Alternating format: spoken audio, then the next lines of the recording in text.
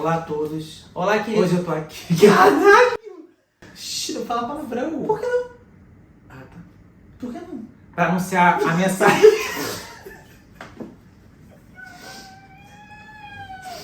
Esse vídeo vai ficar um pouco longo.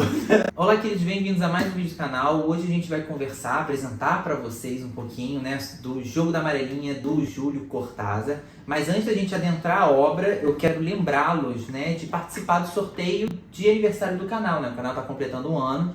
A gente vai sortear 3 livros. Eu vou deixar aqui embaixo tanto o link do vídeo, que a gente explica melhor sobre o sorteio, tanto o formulário, né, para vocês fazerem as suas inscrições e também lerem as regrinhas. Não deixem de participar, gente, porque tá muito bacana. Bom, e caindo já dentro dessa nossa discussão, e já aviso de antemão que esse vídeo provavelmente ficará longo, porque de fato esse livro demanda. O Jogo da Amarelinha, então, escrito pelo Júlio Cortázar, é publicado em 63. E esse livro, na verdade, vem nessa onda de publicação, né, no chamado boom da literatura latino-americana. O próprio Cortázar, na verdade, não gostava muito desse termo boom. E, de fato, apesar de se inserir nesse boom, né, onde a gente tem o aparecimento de grandes obras, consequentemente grandes autores latino-americanos, essa obra e o Cortázar se diferencia um pouco de todos os outros livros que poderiam englobar, então, nesse boom. Cabe destaque que a gente utilizou, né, para estudar um pouco sobre esse livro e também fomentar um pouco o nosso debate, muitos artigos que a gente pesquisou na internet. De novo, é um livro muito debatido e muito comentado com coisa em cima, e principalmente a gente usou como apoio esse livro, essa preciosidade que o Pedro conseguiu achar no sebo, que é um livro escrito pelo Ernesto González Bermejo, se eu não me engano ele é uruguaio. E aí é uma coletânea, na verdade, por assim dizer, de entrevistas que ele realizou diretamente com Cortázar ao longo de décadas. E aí, óbvio que aqui a gente conhece muito da personalidade do autor e também muitos comentários da visão do próprio autor sobre a obra. E como dito, esse é um livro que ele é diferente por diversos motivos e principalmente por uma questão de formato, forma de como se apresenta esse romance. E aqui já destaco, a gente já comentou isso em vídeos anteriores, justamente esse livro tem uma peculiaridade na sua forma, em como se pode ser feita essa leitura. E aí a nossa ideia aqui do canal, para deixar a coisa aproveitando que somos dois, então, era justamente cada um de nós ler de uma forma diferente. Então esse livro, na verdade, ele pode ser lido numa forma, vamos dizer, tradicional ou convencional de se ler um romance, na ordem, enfim, sequencial dos seus capítulos. E aí, na verdade, quando você chega ao capítulo 56, você encerra, então, os chamados capítulos imprescindíveis da obra. E aí, tecnicamente, você poderia parar de ler o livro aí. Você leu o romance cru, por assim dizer, num formato mais convencional. A partir do capítulo 56, tem, então, os capítulos prescindíveis, que também podem ser lidos de uma forma sequencial, mas na verdade todo livro, isso é dito logo aqui no texto de abertura escrito pelo próprio autor, ele cria uma tabela de leitura, por assim dizer, uma tabela de capítulos, onde ele coloca os capítulos, a ordem dos capítulos que ele sugere você ler, que não é uma ordem sequencial. Então se inicia, na verdade, no capítulo 73, depois pula para o capítulo 1º, depois, e ele segue pulando de capítulo em capítulo. Porém, cabe destaque também que o próprio autor disse que esse livro poderia ser lido na ordem que você bem entender. E aí, já pulando, a gente vai entrar um pouco mais a fundo sobre isso, mas já pulando por uma curiosidade, inclusive o próprio Cortázar, apesar de nesse texto já apresentar essas duas formas, a forma, vamos dizer, convencional, que o Pedro leu dessa maneira, e essa forma pela tabela de capítulos que eu li, ele também comenta que recebeu, inclusive, já cartas de leitores aí pelo mundo, que comentava com ele que tinham achado outras formas de ler o livro até mais interessantes. Mas antes da gente entrar na discussão, então, dessa forma tão peculiar, vamos falar um pouquinho sobre o autor. Pois é, o Cortázar é um autor tipicamente argentino, em essência, mas ele não nasceu na Argentina, na verdade ele nasceu em Bruxelas. Os pais dele são argentinos, mas estavam em Bruxelas. Ele só se muda de fato para Buenos Aires, para a Argentina, quando ele está perto ali dos 3 anos de idade. Ele que nasceu em 1914. E desde cedo ele apresentou veias artísticas de uma forma geral, né? Diz nesse texto, inclusive, do livrinho aqui das entrevistas, comenta que desde os 8 anos de idade ele escreveu ali seus primeiros poemas E como boa parte dos romancistas e escritores, de uma forma geral, ele se inicia, né? Ele inicia a sua carreira, se é que eu vou dizer carreira, uma criança, justamente escrevendo poesia. Essa mudança para a prosa, para ele, não foi muito tranquila. Ele comenta que foi bem árduo, né? Porque ele diz que, no fundo, a poesia está na essência de toda a literatura. É quase como se a poesia fosse, de fato, a essência, a base. E foi nos contos que ele encontrou a sua primeira porta de entrada para a prosa. Talvez até por ser uma narrativa mais curta, né? Então, assim, também é um caminho natural da maior parte dos escritores migrar para os contos. E ele ganha popularidade mundial justamente pelo conto, né? O Cortázar, ele é muito famoso por ser um exímio contista. Nessa entrevista aqui tem alguns momentos que eles perguntam, né? Um entrevistador, na verdade, pergunta para ele definição de conto, o que ele considera essencial no conto. E aqui parece que é onde ele se sente mais confortável. Em outros momentos ele fica divagando, falando que talvez não tivesse respostas exatas, mas quando o assunto é conto, ele se sente muito confortável. Inclusive, um dos grandes mestres que ele super se inspirou é Edgar Allan Poe, né? Que para ele é um dos maiores contistas da história. O Cortázar, inclusive, na sua vida adulta, ele mora em muitos lugares, né? Ele passeia aí pelo mundo, mas um dos lugares que é muito importante e se comunica bem com a história, que a gente daqui a pouco vai falar do Jogo da Amarelinha, é a França. O Cortázar morou durante muitos anos em Paris. E ele foi alvo de muitas críticas, na verdade, sobretudo dos próprios argentinos, que diziam que o fato dele ter ido para Paris e produzir a sua literatura na Europa estaria afastando, né, distanciou ele, né, das raízes argentinas, das raízes sul-americanas. O que é meio louco, porque ele mesmo diz em determinado momento aqui das entrevistas que se ele não tivesse ido para, né, Paris, ele não tivesse morado, tivesse essa vivência parisiense, até porque é muito bom quando a gente se distancia e vai para o estrangeiro, que a gente começa a construir a nossa própria identidade a partir, né, da diferença do outro, ele nunca teria escrito O Jogo da Amarelinha. E, inclusive, ele menciona uma frase que eu acho muito bonita, que eu até separei aqui para ler para vocês, que ele fala o seguinte, abre aspas, para mim, os escritores, se somos verdadeiramente escritores, somos como caracóis que levamos a casa em nossas costas. Então, no fundo, ele fala que isso aborrece bastante ele, né? Aborreceu essas críticas em relação a essa falta de argentinidade, tipo a brasilidade, enfim, essas faltas de raízes argentinas na obra dele, né, latino-americana, mas ele diz que isso é uma grande bobagem, que o livro, apesar de se passar, inclusive, boa parte, por exemplo, em Paris, é essencialmente latino-americano. E falando de enredo do livro, e aí, de novo, né, se é que podemos falar que há um enredo no livro, já vamos comentar a respeito disso, esse livro seria até fácil de resumir em termos de trama, né, em termos de enredo, propriamente dito, né, linha narrativa. Aqui a gente acompanha principalmente o personagem principal, que é o Horácio Oliveira. Ele é um argentino que mora em Paris e o livro se passa grande parte dele, como o Pedro já disse, em Paris. E esse livro poderia ser resumido como uma história de amor. E aí eu ratifico, a gente falou até sobre isso no Grande Sertão Veredas, que eu acho que toda grande obra, no final das contas, é uma história de amor, mas não vamos entrar nesse mérito. Mas poderia ser uma história de amor, onde conta principalmente a relação do Horácio Oliveira, esse argentino, com a Lucia, que na verdade vai ser referida aqui em todo o livro como a Maga. E a gente na verdade começa o livro, de novo esse começo também é muito relativo, tratando-se do Jogo da Amarelinha, mas a gente percebe que existe ao longo do livro uma busca pela Maga, ou seja, uma procura do Horácio pela Maga. Então a gente pode, vamos dizer assim, colocar que no início do romance, da forma tradicional de se ler, ele está procurando a Maga, e aqui no livro a gente acompanha essa relação que eles têm. Ela que é do Uruguai, então os dois são latino-americanos, e a gente acompanha a relação deles, como ela se apresentava, um possível término dessa relação, os embates e conflitos que eles passam, e também como eles se relacionam com demais outros personagens, que são, na verdade, os amigos que fazem parte de um clube deles. Você ia falar do clube, né? Não, eu tô reagindo ao que você tá falando, porque eu odeio o clube. Que são os amigos dele, que eles chamam de o Clube da Serpente. Clube da Serpente. Então, assim, em termos de enredo, a gente poderia colocar que esse é um enredo.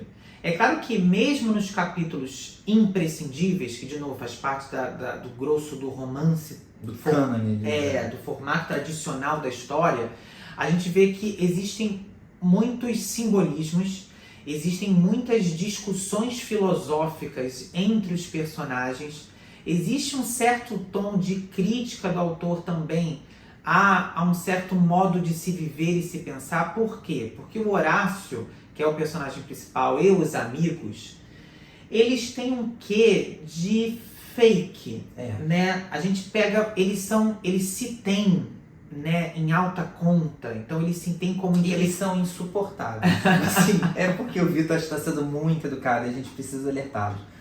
Eles são pessoas desagradáveis, de uma forma geral, porque eles são muito prepotentes. Eles se acham muito especiais. Eles se acham que eles são pertencentes a uma classe intelectual, de eruditos, uma coisa assim, chocante. E existem alguns momentos que talvez até pela nossa ignorância a gente não pegue outros deslizes deles, né, teóricos ao longo do caminho, mas, por exemplo, tem uma conversa com um desses membros com a Maga, por exemplo, que ele estava se referindo ao Uruguai, que é o país dela, e ele cita, como exemplo, ele fala, por exemplo, o Paraná, que fica no Uruguai, e ela se vira, e a Maga nesse grupo é tida como uma pessoa meio ignorante, enfim. E eles viram e falam, o Mato Grosso que fica no Uruguai, ela diz, o Mato Grosso fica no Brasil. Ele, não, sim, você entendeu, Tocantins. E ele tá muito certo de que a informação dele procede, entende? É uma arrogância que ele não abre nem margem para estar errado. Mas não é só esses personagens, são quase todos os personagens masculinos, isso é importante frisar, da história, tem essa prepotência, assim, que é indigesta, gente, é difícil de ler, não nego. Então acaba que até o personagem principal, o Horácio, se coloca muito nesse papel, e de novo, como o enredo principal é basicamente essa relação, ou as relações, aí depois pode problematizar, dele com a Maga e dele com outros personagens também, a gente tem esse contraponto que o próprio personagem principal, por muitos momentos, acaba sendo tendo uma atitude prepotente para com outros, e a Maga, que é essa personagem que está presente, mas como eu falei que tem essa busca, ela também muitas vezes funciona como personagem ausente. Então tem a coisa dele sempre estar buscando ou imaginando o que ela está fazendo em determinados momentos, e enfim, assim vai. Então ela tem esse papel, às vezes, muitas vezes, como personagem ausente, mas é uma personagem que serve muito contraponto, porque ela é que, não estou dizendo que ela é perfeita, então os personagens nesse sentido são bem humanos, mas ela é aquela que a gente até mais se aproxima, porque ela é aquela que é humilde em dizer, por exemplo, que não sabe um determinado assunto. Ela é aquela personagem que vai perguntar e indagar, e muitas vezes você vê que ela faz uma determinada pergunta e eles fazem um ar tipo, de preguiça porque ela não sabe, e na verdade não explicam para ela, então você fica na dúvida até se eles sabem realmente. E você pergunta, tá, ok, já entendemos que temos a relação deles dois, é uma relação amorosa, tem esse clube de amigos que se frequentam, tem esses embates intelectuais, e o que eles fazem da vida? Nada. O Horácio não tem exatamente um emprego, um propósito, e é curioso realmente porque, lendo o livro, você imagina ele meio como nessa juventude, a questão da burguesa e buscando uma intelectualidade, mas tem um determinado capítulo com aquela velha, né, com a senhora, que ele simplesmente, ele fala a idade dele e ele, exatamente, ele é um homem de meia idade. Então não é um garotão jovem, né, vamos dizer, nesse sentido, perdido na vida, que é uma época que a gente esperava de autoconhecimento, onde a gente espera que justificaria essas atitudes. Porque é um cara que a rigor não tem uma vocação, não tem ofício, eles nada fazem, não é só isso. Eles só se reúnem eventualmente em Paris para debater assuntos que são absolutamente irrelevantes, que são assuntos, sabe, filosóficos, metafísicos, e que por vezes, assim, cabem em determinados momentos, mas é só isso que eles fazem. A função deles é isso, ficar discutindo, debatendo e deliberando sobre coisas que, enfim, não fazem sentido nenhum. Em defesa, às vezes sai coisa boa. Não, sim. Então eu digo isso porque, como o Pedro já realceu os pontos negativos. E como já relatou também do próprio Cortázar a questão da entrada dele no mundo da literatura através da poesia, existem muitas frases daquela que você tem vontade de marcar, né? Vocês podem ver que nós marcamos muitas, mas que são frases muito bonitas, com muito teor poético, muito desses embates filosóficos. E tem realmente capítulos aqui que são, de certo ponto, enfadonhos, porque você está acompanhando essas discussões que é isso, até que ponto a gente está alcançando tudo o que eles estão falando, ou se na verdade não há o que ser alcançado realmente. Um fazedor de lero-lero. Lero-lero. Né, às vezes. Mas tem capítulos aqui que realmente tocam, que são muito bonitos em conteúdo poético. Inclusive, só lembrando, como não se trata de uma história linear, que existem formas de você lê-la, no fundo, no livro, a gente só tem basicamente, eu e o Vitor aqui conversando, 2 grandes spoilers, digamos assim. Que realmente... Sendo que um é até previsível, porque eu fui debatendo com o Pedro, que leu mais rápido que eu, e eu falei, acho que tal coisa vai acontecer. Então, controverso. De fato, o foco, né, o barato do livro, digamos assim, sobretudo para quem é muito fã da obra, é a forma, muito mais que o conteúdo no sentido de enredo e trama. Tá? Mas a gente não vai contar sobre esses 2 spoilers, mas a gente precisa avançar um pouco mais para falar do livro de uma forma geral, para vocês entenderem algumas questões que a gente vai querer conversar um pouco mais ao final do vídeo. Que é o seguinte, em determinado momento, e o livro é dividido em 2 partes, a maior parte do livro de fato se passa em Paris, nele com esse clube de amigos, né, da serpente, enfim. Mas a segunda parte já se passa na Argentina. Isso, ele retorna. Isso, o Horácio retorna à Argentina e já na Argentina, em Buenos Aires, ele vai travar ali relações com 2 personagens muito importantes. Que é o Traveler, um amigo de infância dele, que sempre teve um sonho de viajar, por isso o nome dele é Traveler, né? Tem essa grande ironia do destino. E a Thalita, que é a namorada dele. E nessa parte final, que realmente acho que são menos capítulos, devem ser só dos 56 imprescindíveis, acho que 35 ou 40 quase são em Paris, e uns 16, 20 são na Argentina. E aí o foco vai, né, girar em torno basicamente da relação desses 3 personagens. Mas isso é importante porque depois, quando a gente conversar um pouco sobre o arco narrativo e a estrutura, é bom vocês saberem. E já falando sobre a estrutura, que no final das contas é o grande objetivo do Cortázar nesse livro, eu acho que é válido a gente comentar sobre o nome do livro, né, em si, O Jogo da Amarelinha, ou o porquê, ou os porquês, né, do livro ter esse nome. Na verdade, para quem não sabe, que isso é importante a gente frisar, porque hoje em dia talvez uma geração mais jovem não saiba o que é o Jogo da Amarelinha. O Jogo da Amarelinha é um jogo no qual você tem riscado de giz no chão, um número de casas, digamos assim, onde a pessoa joga uma pedrinha e onde a pedrinha cai você tem que pular essa casa para chegar ao céu. Salvo engano, é algo nesse sentido também, né? Como se eu tivesse brincado muito de Jogo da Amarelinha na minha infância. E o Júlio Cortázar, no livro de entrevistas, né, que ele dá para o jornalista uruguaio, ele comenta que ele gosta muito de jogos. Ele gosta muito de jogos. Inclusive, vários contos dele têm nome de jogos também populares na Argentina, mundialmente populares de uma forma geral. Porque para ele, a literatura é um grande jogo. Ele vê a literatura como um grande jogo, como uma grande brincadeira. E talvez o Jogo da Amarelinha tenha sido o livro ou a obra que ele mais tenha se permitido ou tem essa identidade mais explícita de um grande jogo, porque a estrutura do livro, como o próprio Vitor já havia mencionado, ela não é linear. Inclusive é uma das justificativas pelas quais você pode fazer esse paralelo com o nome do livro, né? Porque no Jogo da Amarelinha, assim como você joga uma pedra em uma casa, ela pode cair, a cada rodada ela pode cair numa casa diferente. Então esse livro também, cada vez que você pegá-lo para ler, ou cada, né, oportunidade que você relê-lo, você pode relê-lo de uma forma diferente. O Cortázar, em determinado momento, inclusive, ele vai se deparar com a tese de uma estudante americana que diz e vai confrontá-lo de que ele, no final das contas, acha que está sendo iconoclasta, né? Revolucionando, criando uma nova linguagem, que no final das contas era o objetivo dele, criar uma nova linguagem, mas que no fundo, ele, ao início do livro, ele estaria dando para as pessoas 2 hipóteses também, 2 caminhos possíveis, que seria ir do 1 ao 56 de forma cronológica ou até o final do livro, né, de forma sequencial, ou seguir ali a fórmula que ele propôs. E ele disse que no primeiro momento ele fala, é verdade, acho que eu caí nessa armadilha, mas não. Porque no início do livro ele diz claramente o seguinte, este livro é, à sua maneira, muitos livros, mas é, acima de tudo, 2 livros. Mas ele não renega a existência de outras formas. E como o Vitor mesmo comentou no início do livro, ele recebe inúmeras cartas. E até o final da vida ele recebeu inúmeras mensagens e testemunhos e depoimentos de pessoas que criavam a sua própria maneira de ler o livro e recomendavam para ele, dizendo, ó, Cortázar, esse jeito de ler o livro é muito melhor e o final faz muito mais sentido.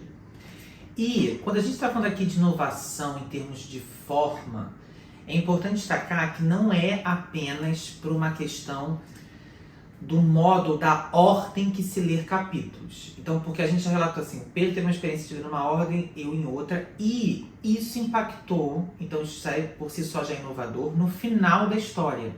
Então nós temos aqui um embate de percepções e interpretações diferentes de como se dá o fim da história do Horácio, que a gente acompanha, por ter lido de formas diferentes. Mas o livro não é só inovador no sentido dessa questão da sequência de como se lê, ou seja, da forma, da ordem da leitura. Ele também é um livro que muda estruturalmente o formato do romance, e principalmente quando você faz a leitura incluindo os capítulos imprescindíveis. E eu digo isso, e agora eu vou fazer aqui uns links com outros autores, porque a gente escuta, inclusive nessa edição aqui, tem um blurb, por exemplo, do Roberto Bolanho, dizendo que Cortázar é o melhor. Muitos elogiam, né? Eu também gosto muito do Roberto Bolanho, já li Detetives Selvagens dele, enfim, sou apaixonado, porque ele também inova um pouquinho na estrutura. Então, no Detetive Selvagem do Bolanho, ele começa com uma estrutura de romance, depois ele pula para uma estrutura que parece, na verdade, depoimentos de pessoas, ou seja, pontos de vista diferentes, tá ali em cima. E depois ele volta para o formato de romance e ele também trabalha a questão dos personagens ausentes, como um personagem ausente pode motivar toda a história sendo um personagem.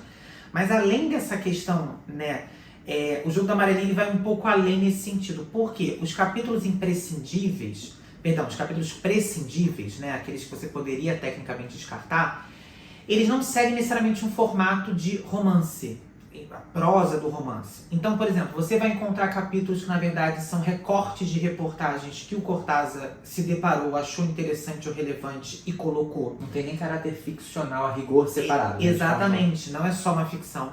Existe um personagem, por assim dizer, que aparece recorrentemente nesses capítulos, que é o Morelli. Então, em alguns momentos, você acha que está lendo realmente algum tipo de ensaio sobre a obra desse autor, que é sempre citado, desse pensador, né, sobre literatura. Em outros momentos, em alguns capítulos prescindíveis, a gente se depara com debates do Horácio, com alguns outros personagens em cima, filosofando, né, sobre essa intelectualidade em cima desse Morelli. Mas assim, a gente claramente percebe que esse Morelli é quase um alter ego do Cortázar, porque muitos dos ensaios são ensaios e textos sobre o que ele define, o que ele considera literatura. Então, qual é a visão do Cortázar em cima da literatura. E é bom frisar também que nessa entrevista ele diz que O Jogo da Amarelinha talvez seja um dos seus livros mais autobiográficos, apesar dele não ter a intenção de se tornar autobiográfico. Exato.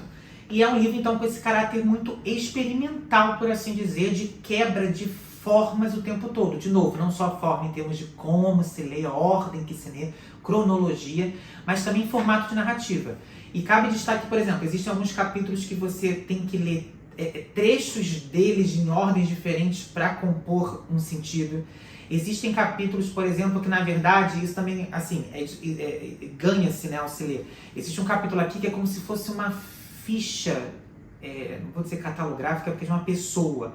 Então tem um personagem que a gente está lendo aqui na ordem normal, que ele vai demorar alguns capítulos para aparecer. Antes mesmo dele aparecer, quando você lê na ordem sugerida pelo autor, aparece uma ficha que vem nome, tal, origem, tal, idade. Então você já vê uma ficha, é apenas isso, onde você já se depara com uma ficha que dá algumas informações sobre o personagem que, de certa forma, agrega na hora que você depois se confronta com ele, ele vai entrar, que é o Gregório Vius, eu não sei falar o nome dele direito, que aparece aqui muito na história.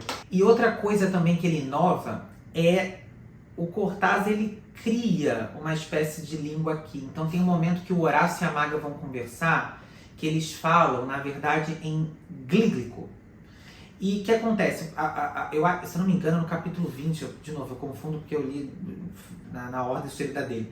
Mas eu acho que quem está lendo num determinado, né, da forma como Pedro leu, você se depara com essa citação do glíglico, e às vezes você passa meio batido sem entender. Quem está lendo na ordem do autor, a gente já passa por um capítulo, que é o capítulo 68, que é a primeira vez que a gente se depara, que assim, quando você lê o capítulo, é outra língua, você não sabe o que está sendo dito. Embora você meio que entenda e não entenda, ele faz um jogo de palavras, ou seja, ele inova em querer criar uma língua que é como se fosse uma língua do P entre a Maga e o Horácio, mas surge com essa brincadeira. E por último, o último link que eu faço, e o Pedro achou também um texto de apoio na internet que acaba citando isso, e eu me achei super inteligente por conta disso. Por quê? Teve um momento aqui lendo o livro, que é um momento que o Clube das Serpentes, algo do gênero. Que o clube se reúne, em que eles estão todos bebendo muito, ouvindo jazz. E o que acontece? Passa-se a noite, eles vão bebendo e vão ficando bêbados.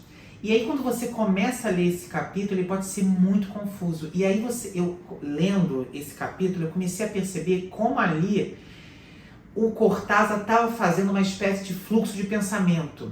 Só que não do que a gente conhece, né, a la Clarice, a la Virginia Woolf. O formato dele já me antecipou e me lembrou um pouco Ulisses, do James Joyce. De novo, eu nunca li a obra. Quem está acompanhando aqui o canal sabe que eu estou fazendo uma preparação, lendo em ordem cronológica. A gente já leu aqui os Dublinenses juntos, e já temos vídeo aqui no canal, então confiram também. Mas a gente percebe, eu já li alguns capítulos, já brinquei um pouco de tentar olhar ali Ulisses e ler muitos livros de apoio. E o James Joyce, e isso conversa muito com Cortázar, o James Joyce ele queria que o leitor tivesse trabalho.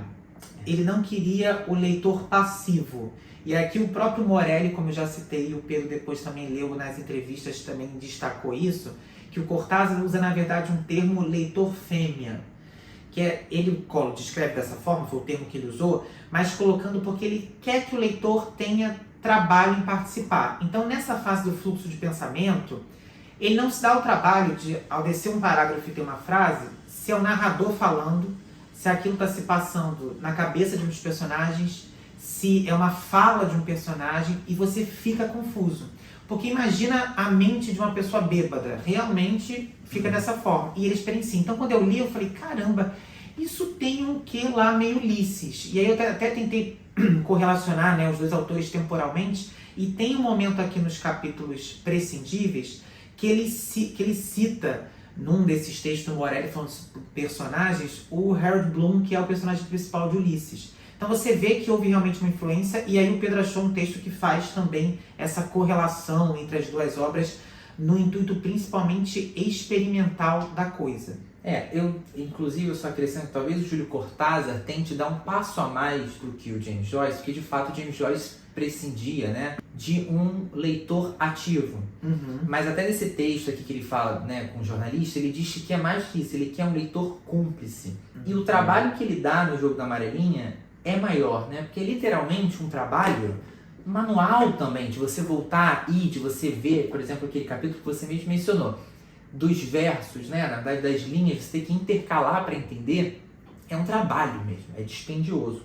E ele diz também que esses capítulos prescindíveis, eles surgem justamente em muitos momentos para dar uma quebra de expectativa ou uma quebra na própria emoção do texto imprescindível. Então, por exemplo, tem alguns capítulos aqui na primeira parte que são textos muito bonitos, são textos até muito comoventes, de alguns acontecimentos que são bem tristes, e logo depois, provavelmente eu não li, ele joga você para um capítulo, né, prescindível, que vai trazer justamente o quê? Um corte muito abrupto. Quando ele vai trazer um recorte de jornal sobre um tema X ou Y, e ele diz que ele queria isso, ele queria o tempo todo chamar a atenção para o leitor e falar, olha, você é meu cúmplice. No fundo, o que a gente está fazendo é escrever um texto, escrever um romance, isso é ficção. Isso não existe. Então, assim, eu acho que é um passo a mais do que o James Joyce deu, e era, de fato, a proposta do Júlio Cortázar, que era reinventar a linguagem literária. E esse trabalho, como o Pedro destacou, não é só um trabalho quase mecânico mesmo, inclusive trabalhos, por exemplo, e também está presente isso nesse livro de apoio com entrevistas, sobre a questão de como se passa em Paris. Tem muitos personagens, muitos franceses, que eles se correlacionam, e todos os diálogos em francês ele manteve em francês. Não existe nota de rodapé, não existe tradução. Então, infelizmente, eu não falo francês. Então, muitos desses eu tive o trabalho de ter que procurar na internet para entender a tradução. E, inclusive, no início eu até falei assim, eu posso bater batido sem entender essa frase. Mas depois de fazer a tradução, tem frases muito bonitas, ditas em francês. E outras também em inglês, que também ele não apresenta tradução. Então, ele demanda um certo esforço de você, do leitor, de dar trabalho. Isso. E a grande polêmica que a gente levanta aqui, talvez já se aproximando, não sei se do final do vídeo, se é que a gente está chegando no final, é a questão que eu pergunto para você, né? Se esse trabalho recompensa. Gente, então, vai de cada um, né? No meu caso, eu acho que não recompensou muito, até porque eu só fiquei com a parte do imprescindível e, a rigor, eu acho que a gente perde muito não lendo os capítulos prescindíveis. Eu acho que, de fato, é muito lero-lero. Eu sou do tipo de pessoa que eu não... né, a gente já conversou sobre isso. Pra mim, literatura medalha não funciona muito. Então, só o simples prazer de poder dizer enfrentei essa obra e terminei isso, pra mim não basta muito. Então, assim, é um livro que, óbvio, com a fortuna crítica depois, cresceu, mas ainda assim, sozinho, não foi o suficiente pra mim. Assumo que eu não curti muito. Em relação à fortuna crítica, só pra mencionar com vocês, que teve algo assim, esse livrinho mágico aqui me ajudou bastante a perder o ódio que eu tava pelo livro, porque em determinados momentos aqui eu realmente peguei um ranço dessa obra que vocês não têm noção. Aqui ele menciona também a questão do duplo no livro, que sempre foi uma questão que me interessou bastante. E quando ele me chamou, né, botou luz sobre esse fato aqui no livro do Cortázar, eu falei, tá aí algo que merece ser destacado. Porque a gente sabe que o duplo, na arte de uma forma geral, ele aparece, né, na história. E eu pedi inclusive para um amigo, né, que é crítico de cinema, ele tem aqui um canal no YouTube, o professor Felipe Leão, para ele dar um resumo do que seria essa questão do duplo. E ele disse mais ou menos o seguinte, porque foi uma, né, conversa rápida por telefone. Ele disse que o duplo se apresenta como uma sósia de caráter por vezes fantasmagórico e que se revela como um prenúncio da morte. E na história, né, tanto de mitos quanto da arte, ele apresenta. A gente pode citar, por exemplo, Adão e Eva, é um duplo. A gente pode citar o mito da criação de Roma, Rômulo e Remo também, né, como um duplo. Então, assim, quando ele falou, né, o Cortázar menciona isso, que foi algo inconsciente que ele botou no livro, ele fala isso pro jornalista, eu fiquei particularmente contente de ter essa nova perspectiva sobre a obra. Mas, no geral, assumo que não funcionou muito pra mim, não. Mas não sei pro Vitor, né? Talvez para ele tenha funcionado um pouco melhor. Eu falo que eu sou um pouco mais permissivo que o Pedro. Eu também, assim, a gente critica muito essa questão do livro medalha, ou seja, aquele livro que a pessoa comenta mais pela dificuldade de ler o livro do que se pelo conteúdo. Mas, de fato, esse é um livro que é uma obra que se destaca muito mais, como a gente já falou diversas vezes aqui, pela forma. Mas acho que, comparativamente às questões de leitura, e como já dito também, né, o final da história muda simplesmente pelo modo como você lê, acho que é um livro que cresce, que se agrega muito, não só pela questão de formato, mas uma questão realmente ensaística, de você ter mais contato com o conteúdo e com o modo de pensar do Cortázar, fazendo a leitura sucedida por ele, ou, de alguma forma, uma leitura que compreenda também os tal dos capítulos prescindíveis, como já dito.